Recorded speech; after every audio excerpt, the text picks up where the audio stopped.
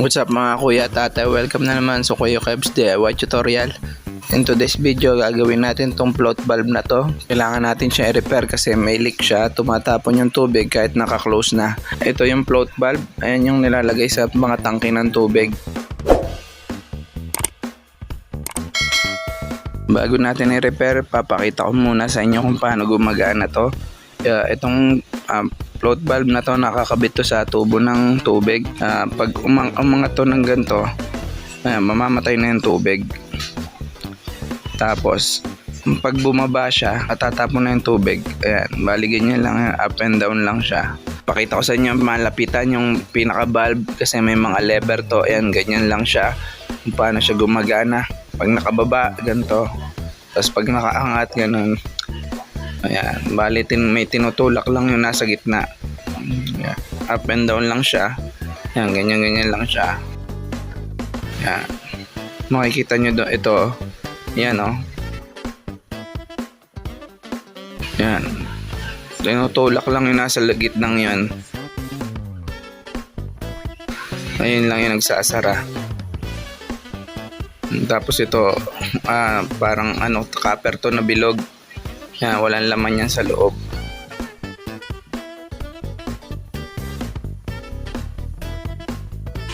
Yan, ganyan lang siya, oh.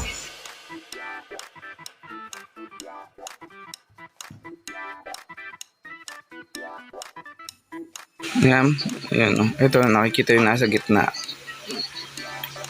Tinutulak lang. Ayan ang titignan natin yung loob niyan, kung ano ba laman yan at bakit may leak na siya. Tatanggalin muna natin to. Ayan yung lock na yan. Ayan, medyo nahugot ko na yan kaya nakaganyan na yan. Ayan, tanggalin natin. Ayan, pag natanggal na natin, tanggalin lang natin itong isang lever na to. Ayan, natanggal na natin. Tapos ito pala, ito yung nasa loob. Ayan, makikita nyo. Ayan, goma. Ayan, may biyak na yung goma, oh. Ayan, biyak na pala yung goma kaya naglilikay, oh. Ayan, tanggal na siya. Ito yung nagsasara ng tubig. Ayan, kaya pala may leak na siya. Ayan, sa loob na yan, wala naman kayo makikita dyan. Hindi, butas lang. Ayan, tapos nasa loob to. Yan yung nagsasara. O, pag tinulak siya, masasara na. Ito yung nagtutulak sa kanya. Bali, nag-close open lang to sa loob. Yan, naglalaro siya dyan. Tapos nasira na rin siya. Ayan, natanggal na yung goma. Makikita nyo. Ngayon, tanggalin natin tong goma na to. Tingnan natin yung nasa loob. At para tingnan natin kung saan tayo makakakuha ng pamalit nito. Tapos balik lang muna natin to kasi baka mawala. Tusok lang muna natin dito para hindi mawala to. Ayan, tingnan natin kung anong loob nitong goma na to, kung ano itsura niya. Baka mag-fabricate na lang tayo nito kasi baka mahirapan tayo maghanap nito. Ayan, may tubig pa yung loob pag tinatanggal, oh. Ayan, makikita nyo dyan. Ang ginagamitan ko lang siya ng kutsilyo para matanggal ko.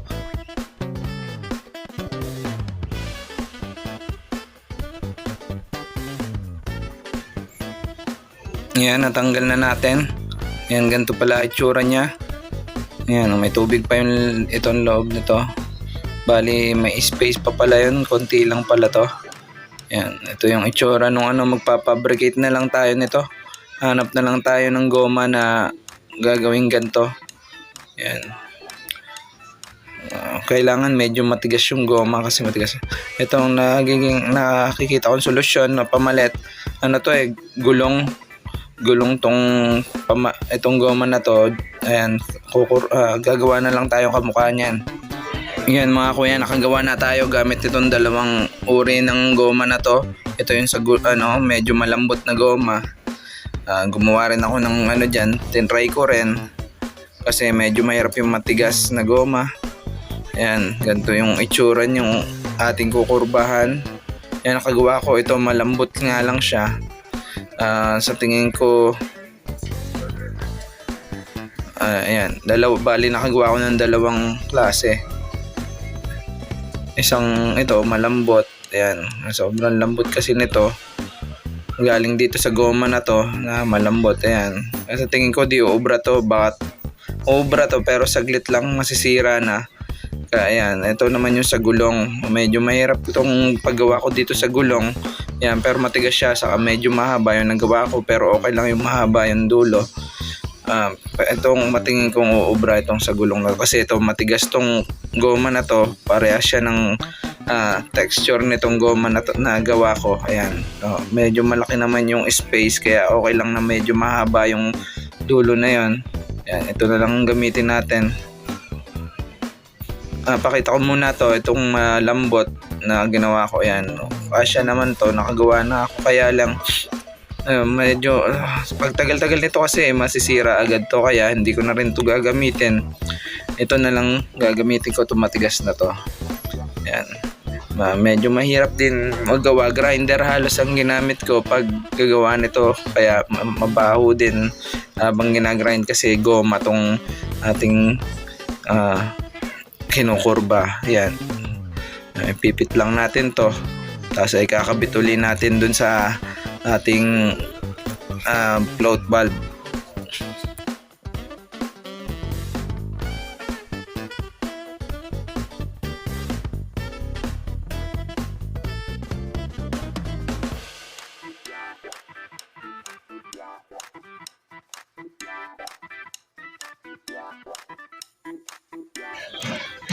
Yan, kakabit na natin siya. Ito, tanggalin uli natin tong lock na to para makabit na natin tong ginawa natin. Itatapat lang natin yung gatla dun sa may lever. Yan, makikita nyo yan. Yun tatapat lang yan dun. Tapos yan, ikabit na natin siya. Babalik na natin yung lock.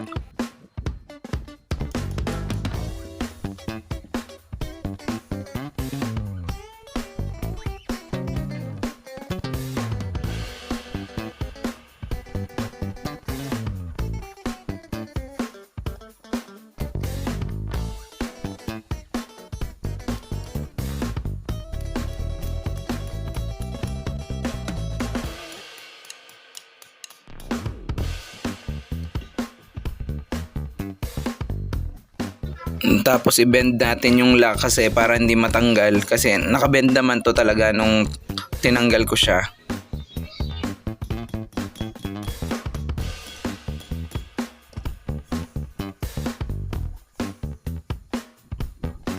Ayun, nakabit na natin. Tingnan yung lock na to, okay, nakabend talaga siya. Yan, okay na siya. Testingin natin. Yan, ganyan yan. Yan, okay naman. Wala namang problema. Ngayon, ikakabit na lang natin to sa pinaka-tubo. Yan, ito yung tangke ng tubig namin. Yan, dyan natin lalagay, dyan sa tubo na yan. Yan, yun yung pinaka-supply. Patay siya ngayon. Yan, kita nyo dyan, ang daming tubig niya. Malalim yan. Pag nahulog ko dyan, lalangoy ka para swimming pool yan. Ito yung ating float valve. Lagyan muna natin ng teflon nitong thread. Yan, tulad nga dun sa mga video ko, pa-clockwise yung lagay ng teflon sa thread. Saka nakasaliwa yung orientation ng teflon. Yan, makikita nyo, madali lang maglagay ng teflon sa thread ng tubo. Ayan, bali kakat ko na lang yung video sa paglalagay ng float valve na to kasi medyo mahirap. Bababa pa kasi ako sa balon. Pero ito, nakakabit na siya. Ayan, makikita nyo na yung float valve, nakakabit na siya. Ayan, bukas na rin siya. Ayan, makikita nyo yung tubig na umaagos na. Testingin natin pag nakaangat na siya. Hilahin ko, tinilagyan ko tali. Ayan, pag hinila ko, ayan, namamatay, diba? Ayan, bali, ayan, pag nakaangat, naka-off na siya. Pag nakababa, ayan, bukas yung tubig. Hanggang dito na lang ang video. Please like, share, at comment na rin kayo. Peace out.